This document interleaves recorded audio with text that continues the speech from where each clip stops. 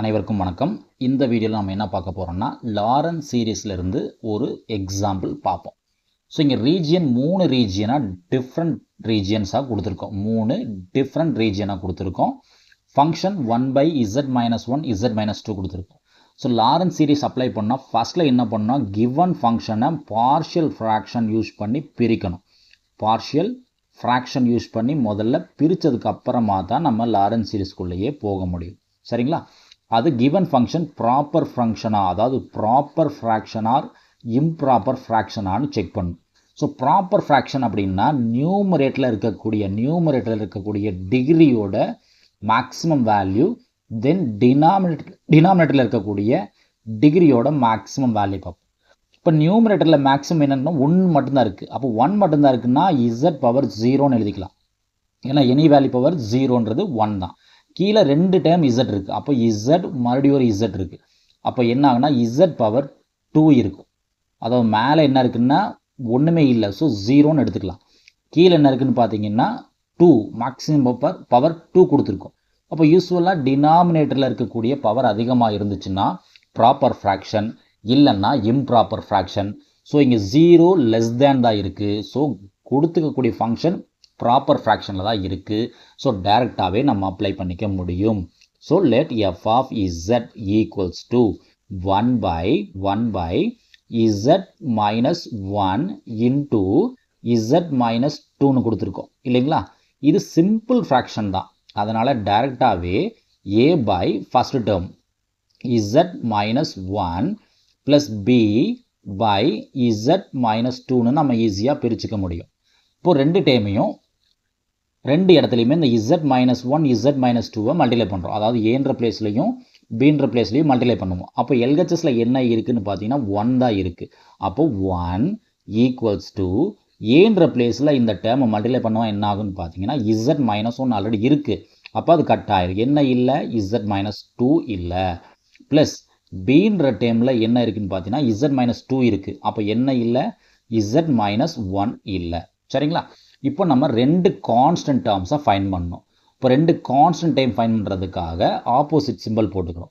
So put z equal to ஒரு opposite symbol -2ன்னு இருக்குது. அப்போ என்ன பண்ணலாம்? +2ன்னு போட்டுக்கலாம். சரிங்களா? +2ன்னு போட்டுக்கலாம். அப்போ என்ன ஆகுன்னு பார்த்தீங்கன்னா எல்ஹெச்எஸில் 1 தான் இருக்குது. 1 ஈக்குவல்ஸ் டு a இன்ட்டு 2 - 2 என்ன ஆயிருங்க?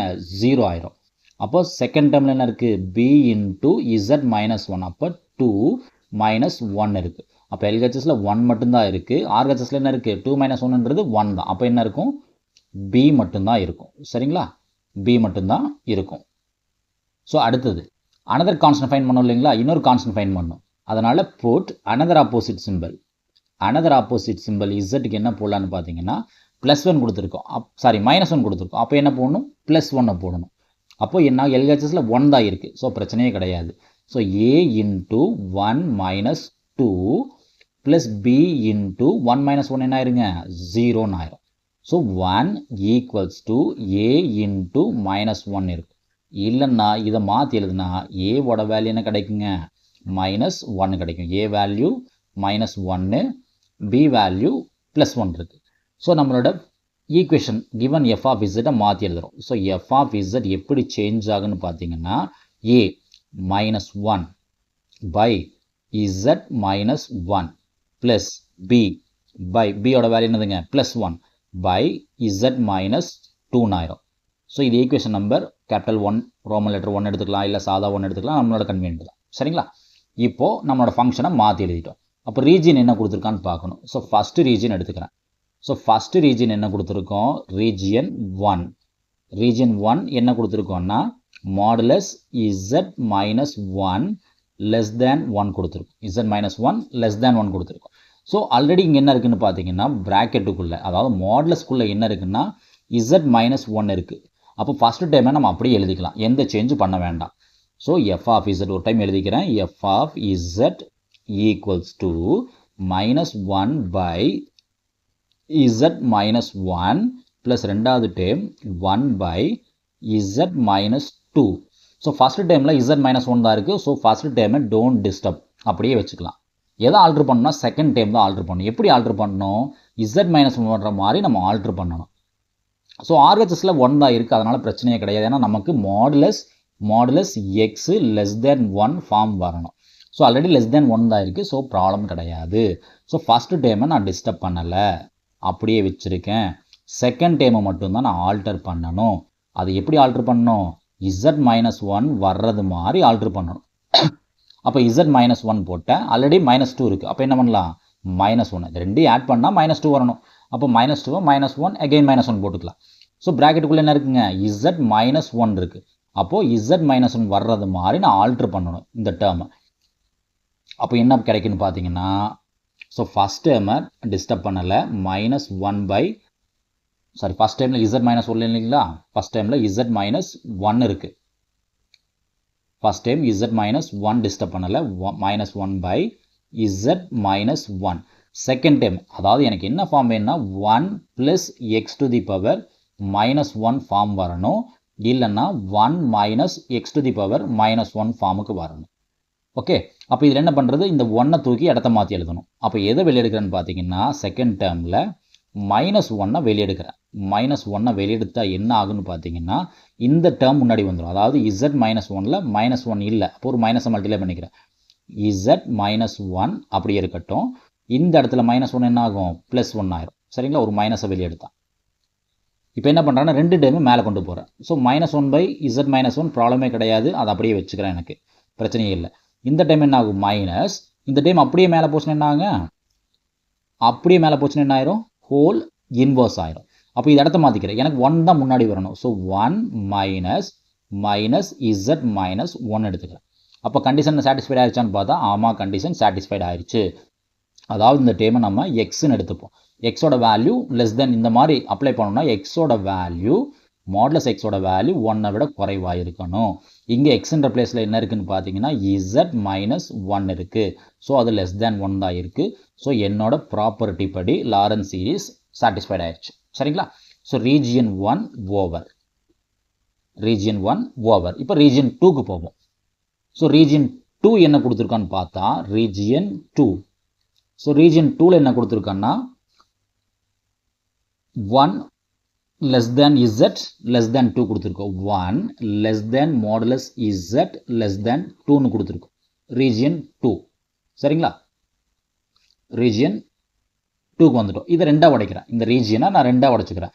அதாவது 1 லெஸ் தேன் மாடுலஸ் இசட் ஒரு ரீஜியனாகவும், and modulus Z less than 2ன்ற 2 ரீஜியனாக உடைச்சிக்கிறேன் என்னோட கன்வீனியன்ட்டுக்காக. சரிங்களா? இப்போ ஒரு time f of z rewrite எழுதுனா, அதாவது ஈக்குவேஷன் 1 மாற்றி எழுதுனா என்ன கிடைக்குன்னு பார்த்தீங்கன்னா, -1/z -1 + 1/z -2 அப்படியே இருக்கும். எது சேஞ்ச் பண்ணல. ஈக்குவேஷன் 1 மறுபடியும் ஒரு டைம் எழுதியிருக்கேன். இப்போ என்னோட ரீஜியன் என்னன்னு பார்க்கணும். ரீஜியன் என்ன கொடுத்துருக்கோம்? 1 லெஸ் தேன் மாடுலஸ் z. நமக்கு என்னென்னா மாடுலஸ் எக்ஸ் லெஸ் தேன் 1 கான்செப்டில் தான் இருக்கணும்.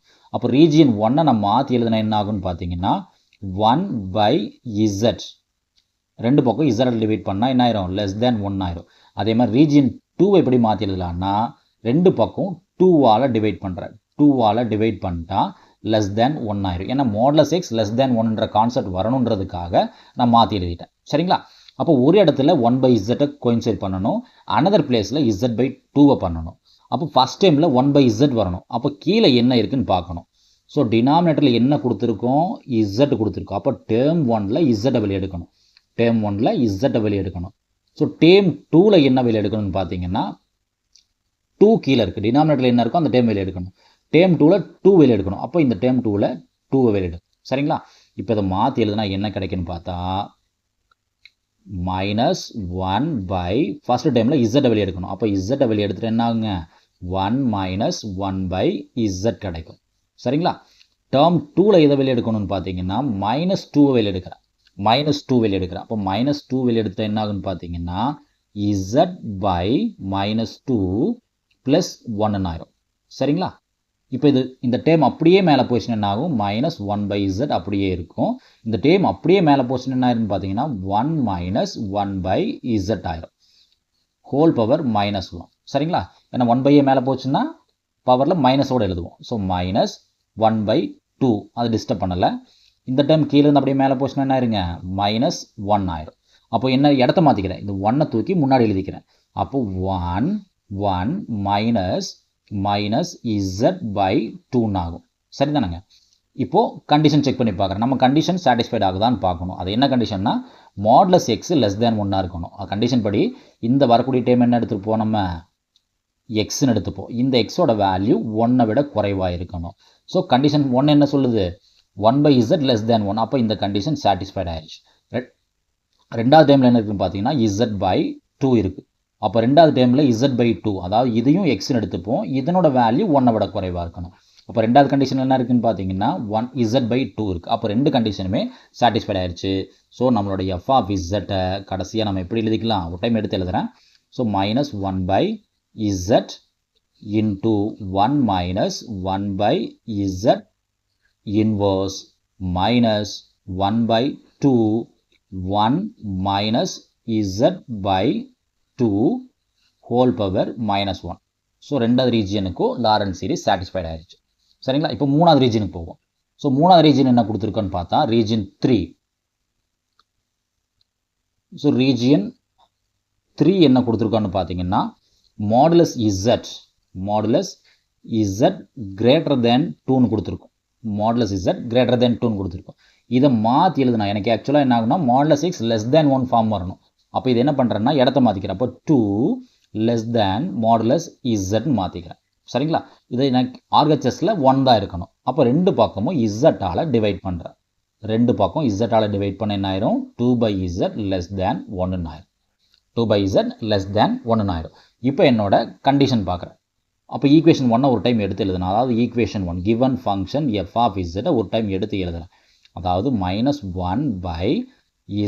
-1 plus 1/z -2. ஸோ கிவன் ஃபங்க்ஷனை ஒரு டைம் எடுத்து எழுதியிருக்கேன். சரிங்களா. அப்போ எனக்கு ரெண்டு கண்டிஷன் இருந்தது, ஒரே ஒரு கண்டிஷன் தான் இருக்குது. அப்போ அந்த ஒரு கண்டிஷன் என்னென்னா 2/z <(1) இருக்கணும். அப்போ கீழே என்ன இருக்குன்னு பார்த்தீங்கன்னா z தான் இருக்குது. கீழே என்ன இருக்குது, அப்போ எதை வெளியே எடுக்கணும், டினாமினேட்டரில் என்ன டேர்ம் இருக்கோ அந்த டேர்ம் வெளியே எடுக்கணும். அதுதான் க்ளூ. சரிங்களா. அப்போ இங்கே என்ன இருக்குன்னா இங்கேயும் z தான் வெளியே எடுக்கணும், அதே சமயத்தில் இங்கேயும் z தான் வெளியே எடுக்கணும். சரிங்களா. அப்போ இது என்ன ஆகுன்னு பார்த்தீங்கன்னா -1/z வெளியே எடுக்கிறேன். அப்போ z வெளியே எடுத்துகிட்டு என்ன கிடைக்குங்க, 1 - 1/z இருக்கும் ஃபர்ஸ்ட் டேர்மில். ரெண்டாவது டேர்ம்லையும் z தான் வெளியே எடுக்கிறேன். அப்போ என்ன கிடைக்கும், 1/z வெளியே எடுத்துகிட்டு என்ன ஆகும், அதே மாதிரி தான் 1 - 2/z ஆகும். 1 - 2/z ஆகும். சரிங்களா. இப்போ இந்த டேர்ம் அப்படியே மேலே கொண்டு போகிறோம். அப்படியே மேலே கொண்டு போனால் என்ன ஆகுங்க, 1/z இந்த டேர்ம் அப்படியே மேலே போச்சுன்னா என்ன ஆயிரும், இன்வர்ஸ் ஆப்போசிட் எழுதுவோம். இப்போ 1 - 1/z ஹோல் பவர் -1 ப்ளஸ் இதுலேயும் 1/z இந்த டைம் மேலே போச்சுன்னா என்ன ஆயிரும், 1 - 2/z ஹோல் பவர் -1 ஆயிரும். ஸோ நம்மளோட கண்டிஷன் என்ன கொடுத்துருக்கோம், z 2/z <(1). நம்ம கண்டிஷன் என்னன்னு பார்க்குறோம். ஸோ நம்ம தேர்ட் ரீஜியனோட கண்டிஷன் என்னன்னு பார்த்தீங்கன்னா மாடுலஸ் 2/z <(1) ஆயிருக்கணும். அப்போ இங்கே என்ன கொடுத்துருக்கோம்னா ஸோ 2/z <(1). அப்போ இந்த டேர்ம் பிரச்சனையே கிடையாது. செகண்ட் டைம் என்ன இருக்குது, டிஃபால்ட்டாக 2/z தான் இருக்குது. ஸோ எக்ஸோட வேல்யூ 2/z, இந்த கண்டிஷன் சாட்டிஸ்ஃபைட் ஆயிடுச்சு. ஸோ ஃபஸ்ட்டு டேர்மில் என்ன கொடுத்துருக்கோன்னா 1/z கொடுத்துருக்கு. அப்போ இந்த 1/z <(1) செக் பண்ணணும். 1/z <(1) செக் பண்ணி பார்ப்போம். அதாவது 2 டைம்ஸ் 1/z ஓட வேல்யூ 1 விட குறைவாக இருக்குது. அதாவது 1/z 2 டைம் மல்டிப்ளை பண்ணால் அதனோட வேல்யூவே 1 தாண்டலை. அப்படிங்கும்போது அந்த ஒரு டைம் 1/z மல்டிப்ளை பண்ணால், ஒரு டைம் 1/z மல்டிப்ளை பண்ணால் கட்டாயம் அதுவும் 1 விட தாண்டாது. ஏன்னா 1/z 2 டைம் மல்டிப்ளை பண்ணும்போதே 1 தாண்டலை. அப்போ ஒரு டைம் மல்டிப்ளை பண்ணால் கட்டாயம் 1 தாண்டாது. ஸோ ரெண்டு ரீஜியனுமே சாட்டிஸ்ஃபைட் ஆயிடுச்சு. ஸோ லாரன்ஸ் சீரீஸை நம்ம என்ன பண்ண முடியும், ரீஜன் 3க்கும் அப்ளை பண்ணிக்க முடியும். சரிங்களா. இதுதான் எனக்கு தேவையான ரீஜியன். சப்போஸ் இதை எக்ஸ்பிளைன் பண்ணி எழுதுகிற மாதிரி இருந்தால் எழுதலாம், இல்லை இதோட ஸ்டாப் பண்ணாலும் நோ ப்ராப்ளம், மார்க் கிடைச்சிடும். சரிங்களா. நன்றி. மீண்டும் இன்னொரு வீடியோவில் பார்ப்போம். இந்த வீடியோ உங்களுக்கு பிடிச்சிருந்துச்சுன்னா மறக்காமல் லைக் பண்ணுங்கள். என்னோட சேனலை இதுவரையும் சப்ஸ்கிரைப் பண்ணலன்னா மறக்காமல் சப்ஸ்கிரைப் பண்ணிடுங்க. உங்கள் ஃப்ரெண்ட்ஸுகளுக்கு இந்த வீடியோஸை ஷேர் பண்ணுங்கள். உங்களோட சப்போர்ட் கட்டாயம் எங்களுக்கு நல்ல ஒரு பாசிட்டிவ் எனர்ஜியாக இருக்கும். நன்றி. மீண்டும் இன்னொரு வீடியோவில் பார்ப்போம். தேங்க்யூ.